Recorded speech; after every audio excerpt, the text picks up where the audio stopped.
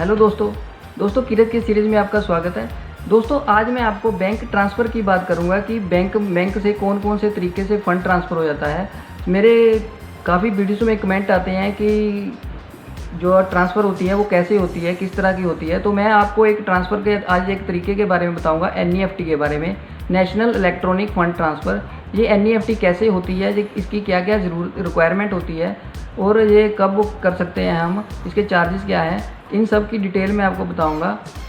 तो दोस्तों NEFT RBI द्वारा मेंटेन किया जाता है। NEFT एक सिस्टम है जो RBI द्वारा मेंटेन किया जाता है एक बैंक से दूसरे बैंक में पैसे भेजने के लिए। ये एक ब्रांच से दूसरी ब्रांच में भेजे जाते हैं, मतलब दूसरे बैंक में स्टेट बैंक ऑफ इंडिया ने PNB भेजने हैं, मतलब अपने ही बैंक में नहीं भेज रहा है कोई State Bank to State Bank. NEFT नहीं होती है, NEFT हमेशा दूसरे बैंक में होती है। NEFT जब करते हैं तो इसका एक यूनिक ID नंबर जनरेट होता है जिसको UTR नंबर कहते हैं, यूनिक ट्रांजैक्शन नंबर होता है। ये हर एंट्री का एक अलग से नंबर होता है जिससे पता चलता है कि जिस नंबर से उस एंट्री को हम ट्रेस कर सकते हैं। अगर कहीं एंट्री फंस जाए या कहीं एंट्री हमें ट्रेस ना हो रही हो तो उस नंबर से ट्रेस होती है बैंक में जाके कि ये एंट्री कहाँ पे है। तो दोस्तों सबसे पहले NEFT की रिक्वायरमेंट के बारे में बताऊंगा कि NEFT करने के लिए क्या क्या रिक्वायरमेंट होती है। NEFT करने के लिए बेनिफिशियरी का बैंक अकाउंट नंबर, उसका नाम और उसका IFSC कोड चाहिए होता है। IFSC कोड हर ब्रांच का अलग अलग होता है, जिस ब्रांच में वो अकाउंट है जिसमें हमने पैसे ट्रांसफ़र करने हैं। दोस्तों NEFT की लिमिट की बात करें तो NEFT की कोई लिमिट नहीं होती है ट्रांसफ़र करने की। आप 1 रुपये से लेके जितने मर्जी तक NEFT करवा सकते हैं। इसकी कोई लिमिट नहीं है कि कोई किसी अमाउंट की मैक्सिमम या मिनिमम लिमिट नहीं है, लेकिन अपनी ट्रांसफ़र लिमिट होती है।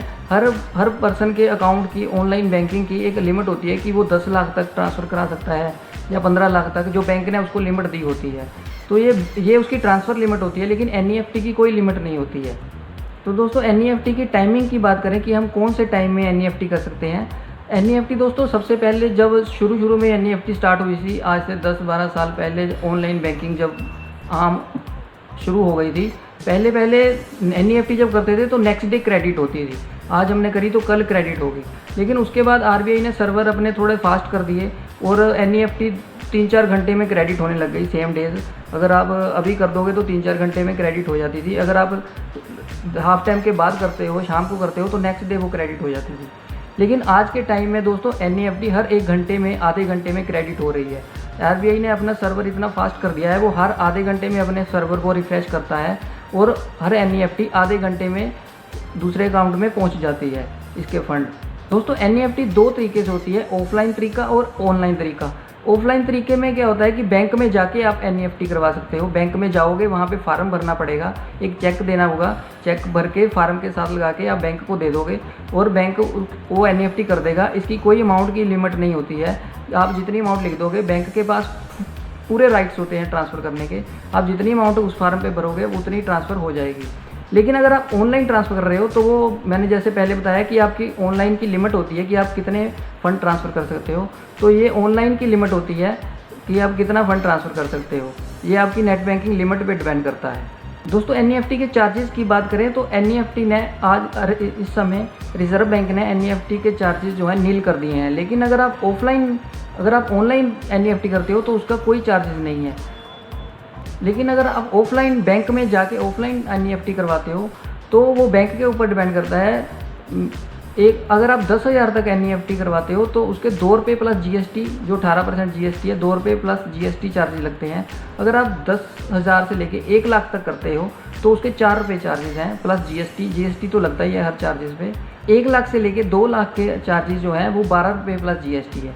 2 लाख से लेके 5 लाख तक के 20 रुपये प्लस GST चार्जेस है और 5 लाख से ऊपर आप जितनी भी NEFT करवाओगे उसके आपको 40 रुपये प्लस GST लगेगा। अगर आप ऑनलाइन NEFT करते हो तो इसका कोई चार्जेस नहीं है।